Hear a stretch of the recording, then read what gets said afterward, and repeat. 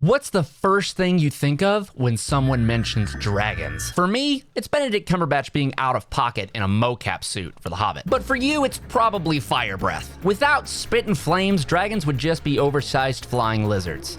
And their rap careers probably wouldn't go so well either. Because I spit hot fire. Which got me wondering, could Spyro, the greatest dragon of all time, have saved the world if he were only a flying lizard with a washed up SoundCloud? Today we'll be answering the question, can you beat Spyro, Year of the Flying Lizard, without breathing fire? The rules. Number 1, we cannot use the flame or super flame breath abilities under any circumstances. We can still use abilities that use the same button, such as spitting rocks. And number 2, we must collect 100 flying lizard eggs to unlock the battle with the sorceress, who we must defeat to reach the credits and complete the challenge. Our journey begins in our first hub world, Sunrise Spring, where I immediately forget the challenge exists and torch a basket. Oops. We restart the game, grab our first few eggs, and head into our first level, Sunny Villa, to begin the challenge proper. Let's quickly go over how we make progress in this game. In each homeworld, there are 5 main levels we must complete to get an NPC from each to come help build a flying machine that will take us to the next boss and homeworld. For most levels, like Sunny Villa, we simply need to talk to the NPC at the end of the level. Our lack of flame breath isn't too much trouble yet, since there's only these big chunguses. Chungai? That are impervious to our charge attack, which is really the only other main form of attack that we have. This Rhynoc is too big to charge. Damn it, Zoe, I was gonna explain that. But we can avoid them just as easily and make our way to the end. So this is awkward. So as it turns out, this gate can only open if the enemy in front of it is defeated. And the only way to do that is to light his ass on fire. There is no way I give up now. Help me. Speedrunning community. You're my only hope.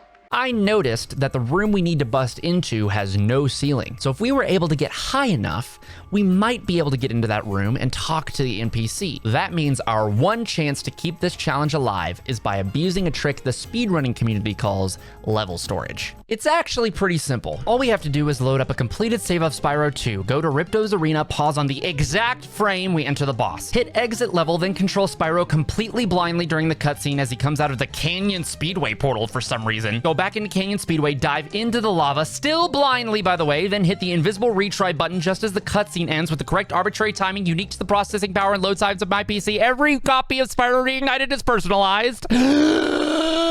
Die in the lava as soon as Ripto's arena loads in and use the guidebook to warp to a different level, and just like that, Spyro can fly in any level as if it were a speedway. We can even transfer it between games, so we load up Spyro 3 and the game somehow puts an arbitrary flight ceiling in this level to prevent you from flying into the room we need to get into. It like teleports him to the ground, no less. Hold on, I keep thinking, wait a second.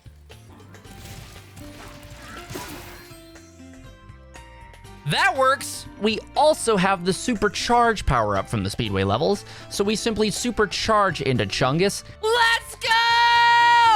And complete our first level of the challenge. We then fly through Cloud Spires and Magma Crater, and then get to do Sheila's Alps and Seashell Shores mostly casually, as we will with most water levels and every level that involves a character that can't breathe fire in the first place. With all 5 Sunrise Spring levels completed, we take the hot air balloon to our first boss, Buzz, who's actually much harder to survive when you're supercharging into the lava every time you hit him.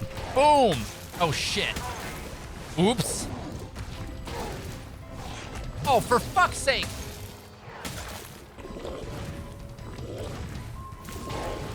There we go. GG's, boys! Most of the levels in the Midday Gardens homeworld we can complete somewhat casually, including Spooky Swamp. So where is this guy at? So there's supposed to be somebody here. This is the end of the level, right? Oh, wait. Wait, what? I'm not crazy, right? He was not there before? Icy Peak. Pretty sure we can literally just fly to the end of this one. Yo. What's good? 8 seconds. Let's fucking go. Oh, quit your whining, Chet. I got here as fast as I could. And the native world of the rejected 5th penguin of Madagascar. Damn. I got knocked the fuck out. Bamboo Terrace would also require us to torch a flame-only enemy, but we can use our level storage abilities to supercharge him or just fly to the end of the level, as I elected to do. This is great. It's at this point we begin wondering if this challenge is even worth making a video over. Yeah, Enchanted Towers is one massive sorceress statue shaped, make you lightheaded, consider going to the doctor, take a picture to show off to your dude friend's turd, clogging our way down the drain of this challenge. To do. Brainstorm better metaphors. In order to get the level completion egg and move on to the next boss and hub world, we have to destroy this statue of the sorceress.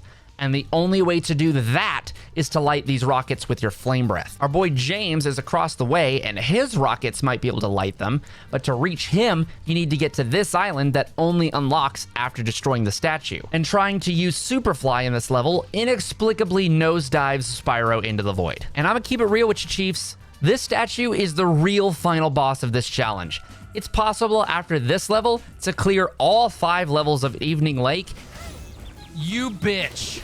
and collect 100 eggs to unlock and defeat the sorceress, even without the flight and supercharge from the level storage glitch.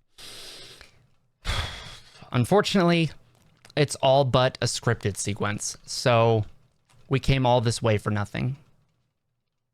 Is what I would say if there wasn't one last shot. By the grace of whatever substances led to the designers creating these cheek clappers, there are creatures in this level endowed with the mythical and otherworldly ability to breathe fire. And it turns out they are programmed to be able to light these rockets. There's only one problem. They're afraid of stairs for some reason, and they don't shoot the fireballs unless you're close to them. And they move unpredictably before shooting said fireballs, and the fireballs explode after just flying a few feet. Okay, I lied. There's a few problems. All right, I spent the better part of an hour learning how to manipulate their movements, mathematically formulating the exact angle and distance the creature needed to be for the fireball to hit the last rocket, and then I needed to jump with the precise timing and angle needed to make the fireball miss Spyro and fly into the rocket. Oh, come on! That didn't light it? Ah! 1 hour later. I got a game over? They still have those? 2 hours later. Might be it. Ah! 3 hours later. Can you move it along? I'm all out of time cards. Then he adjusts his angle to be more to the right. Let's go! After finally waking up from that nightmare, Yes! Let's fucking go! and Jasper coughing up the goods, Oh, Peanut!